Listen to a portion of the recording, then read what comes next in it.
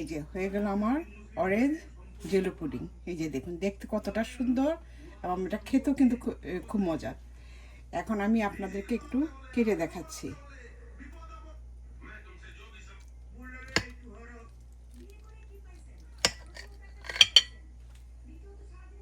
এই যে আমি এখন এটা এক পিস আমি কেটে আপনাদেরকে দেখাচ্ছি। এই দেখুন দেখতে এটা কতটা সুন্দর।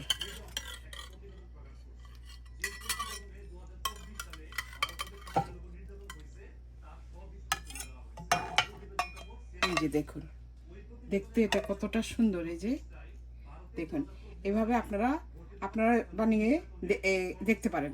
এটা খেতেও কিন্তু খুবই ভালো লাগে এবং এটা দেখুন একদম সফট।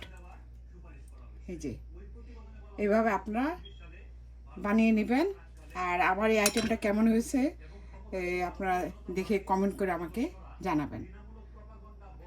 তো এইভাবে আপনারাও বানিয়ে একবার দেখতে পারেন, আপনাদের কাছেও খুবই ভালো লাগবে।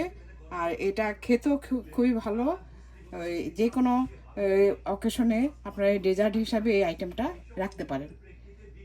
দেখতেও কিন্তু অনেক লোভনীয়, কারণ বাচ্চারা তো এই আইটেমটা খুবই পছন্দ করবে। তো এই রেসিপিটা পেতে হলে আমার ফুল ভিডিওটা আপনাদেরকে ফলো করতে হবে। তো আবার এরকম নতুন নতুন কিছু নিয়ে এসে আপনাদের সামনে ভিডিও নিয়ে আমি হাজির হব। ততক্ষণ পর্যন্ত আপনারা ভালো থাকবেন, সুস্থ থাকবেন। আল্লাহ হাফেজ, বাই।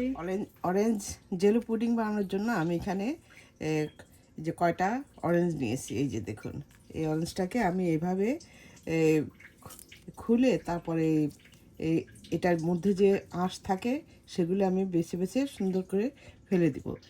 তো এখন সবগুলি আমি একই সিস্টেমে আমি খুলে নিচ্ছি। আমার সবগুলি অরেঞ্জ, এখানে মোট এই 4টা অরেঞ্জ, সবগুলি অরেঞ্জ আমার ছিলা হয়ে গেছে। এই যে এখানে আমি 1.5 কাপ পানি দিয়েছি। এখন এই 1.5 কাপ পানির মধ্যে আমি দিয়ে দিচ্ছি এই যে 1 চা চামচ ইস্ট। ইস্টটাকে দিয়ে আমি এটাকে ভালোভাবে মিশিয়ে নিব। আর দিব এই প্রায় 1.5 কাপের মতো মিষ্টি, চিনি 1.5 কাপের থেকে কিছু কম চিনি দিয়েছি, আপনারা চাইলে বাড়িয়ে কমিয়ে দিতে পারেন। এখন এটাকে ভালোভাবে জাল দিয়ে নিব।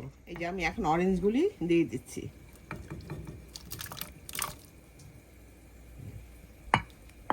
দিয়ে এটা এই অরেঞ্জের কোষ সহ আমি এটাকে জাল দিব।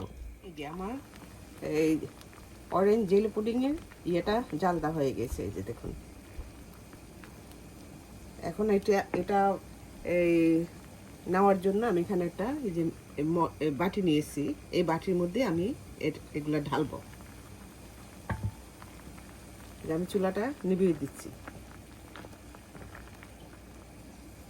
কারণ আগার পাউডারটাও গলে গিয়েছে। গলে না যাওয়া পর্যন্ত কিন্তু জাল দিতে হবে, নাহলে কিন্তু আপনার এই জেলো পুডিংটা ভালো হবে না। এখন আমি একটা বাটিতে ঢেলে নিই, একটা মলে ঢেলে নিয়েছি। এখন এটা ঠান্ডা হওয়ার পর তারপর আমি নর্মাল ফ্রিজে রেখে দিব এই 2-3 ঘন্টা। এই যে হয়ে গেল আমার অরেঞ্জ জেলো পুডিং।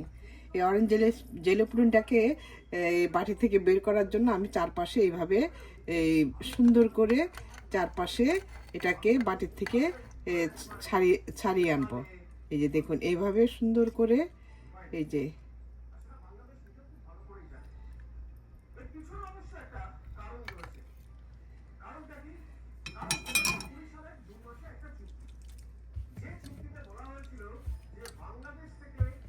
এখন উপরে একটা প্লেট দিয়ে এটাকে প্লেটের মধ্যে উল্টিয়ে দেব। এই ডিমের পুডিং যেরকম সেরকমই।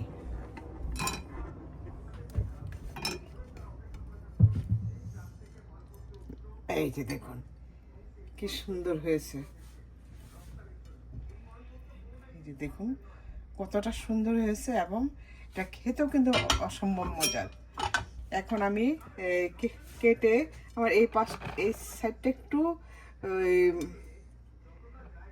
ইয়ে হয়ে গিয়েছে। যাই হোক, এভাবে আপনারা বানিয়ে দেখবেন, আপনাদের কাছেও খুবই ভালো লাগবে। এই দেখুন, এখন আমি এটাকে একটা পিস কেটে নিচ্ছি।